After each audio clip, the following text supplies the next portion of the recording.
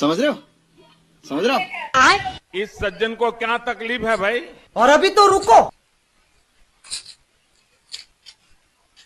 বা সেটা তো দেখতে ভালোই, সেটা দিয়ে পটিয়া যদি বিয়া করুন যায়।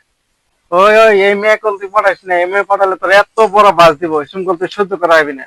না না না, যে সুন্দর যদি আমার ধোকা দিতে জায়গা, তখন তো আমি একদম আইকালা বাস খাম। ঠিক আছে পড়াম না। বালের দাড়িও খাই যায় এখন টাইম মতো।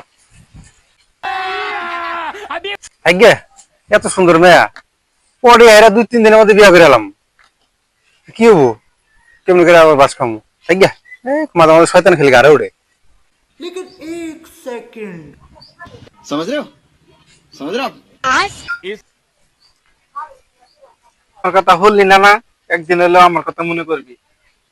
নামাজ পড়বার যায় কবি শয়তান আমার কইছিল, কিন্তু শয়তানের কথা আমি শুনি নাই। থাক আমি গেলাম, বাস খাওয়ার পর আবার মনে করিস। হ্যালো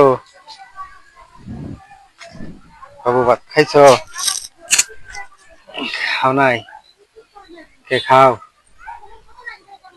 তুমি না খেলে আমি ওর তো খাম না। বাবু একটা সুম্মা দাও। তোমার তো তোমার জন্যই, তোমার জন্য দেব কারে ওইছে বাবু। হ্যাঁ ওকে বাবু থাকো, আমার মা ডাকতেছে। সারাদিন হয়ে গেল, কল দিন কে সোনাটার একটা কল দিই।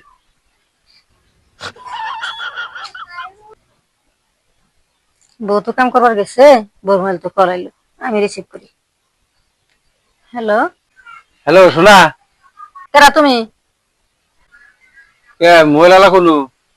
মোবাইলে কাম করতেছে, তুমি কেরা? মোবাইল আলা আনার কি লাগে? আমার পোলার বউ।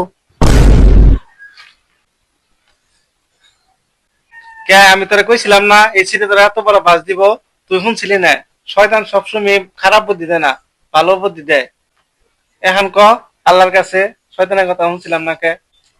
হে আল্লাহ, আমি শয়তানের তালে বড় শরীর বাস বাস করছিলাম, শরীরে পড়াইছিলাম, পড়ে আমি যে এত বড় বাস খেলাম, এই শয়তানের বিচার আল্লাহ তুমি করো।